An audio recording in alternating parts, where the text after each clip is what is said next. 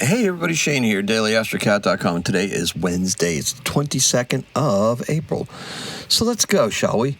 What do we got? So we've got our moon is going to be in it's going to be in Cancer all day long, okay?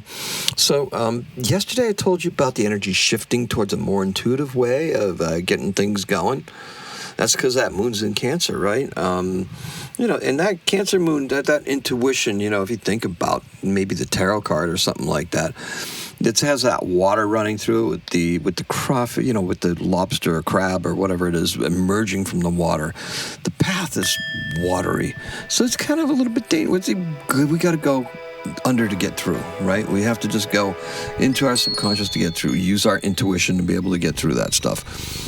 It's a very, very cool thing, right? But charge right through it. It's a little on the daunting side with the wolf there baying at the moon. So, but there are the yods coming down from the moon. So overall, there's some positivity there if we're doing things the right way, and there's positivity in this forecast too. So let's go. People they seem to be a bit more decisive about than usual about things regarding their homes and security, things like that, right? Jupiter in Cancer things, Jupiter exalted in Cancer things, magnifying those things and making them desirable, right? So as far as that, I'm concerned about that. That's good for business.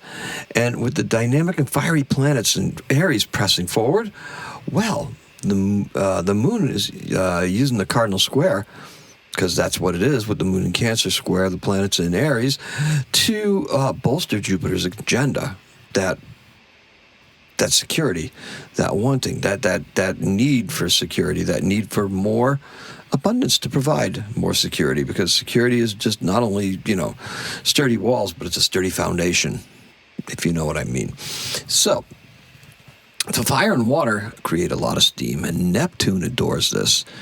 And our art will seem to emerge from out of nowhere. All of a sudden, it's just going to be like, boom, we're back to creative. All right? Because that's the way this vibe is going, right? Water signs, very creative. Fire signs, very creative. Different type of creativity. Put them together, and we're going to get misty. We're going to get mysterious, okay? Now, versatility, that's restored after the moon squares Mercury. Oh, that's a very good point. And this is going to make for a very productive evening. And today's keyword is guided. So the color is moon dust. Kind of great.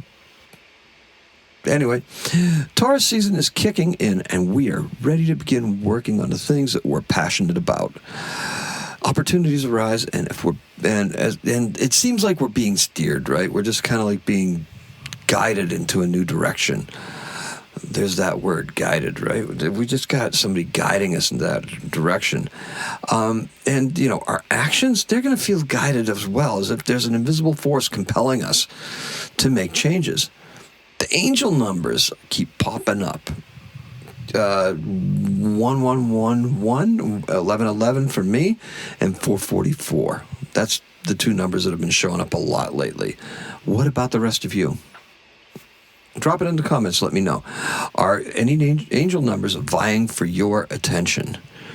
So, careful consideration is needed when we act.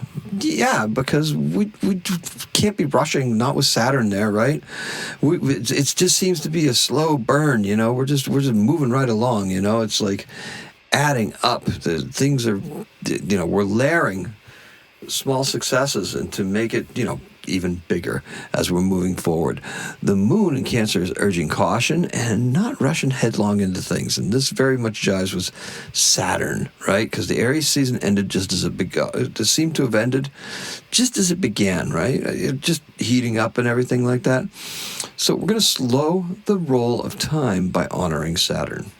That's right. If we pay attention to what we're doing and we do it diligently and completely and thoroughly, we're going to honor Saturn. And there's no easy answers. There's just responses that we're going to have to real-time challenges.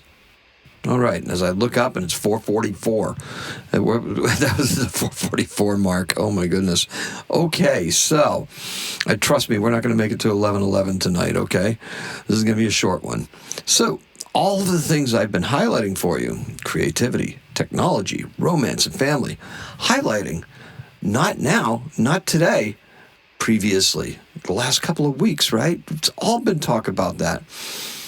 Remember, all of that stuff, that technology thing, that was as far back as the eclipse that occurred in Aquarius.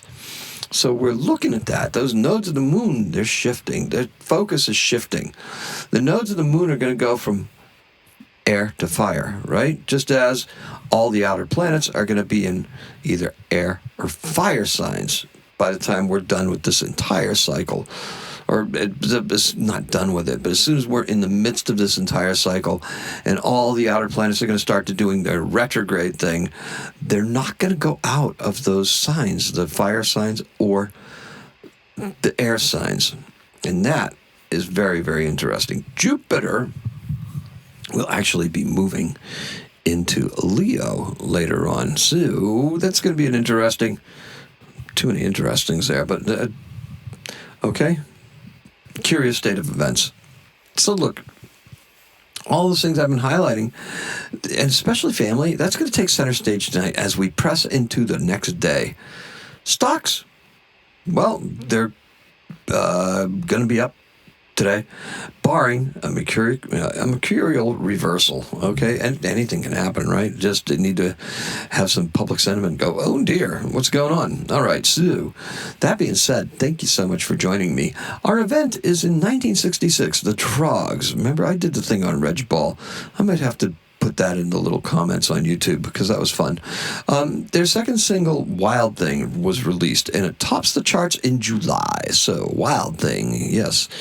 And keeping it musical, our birth is Glenn Campbell. He's born in 1936, and he died in 2017.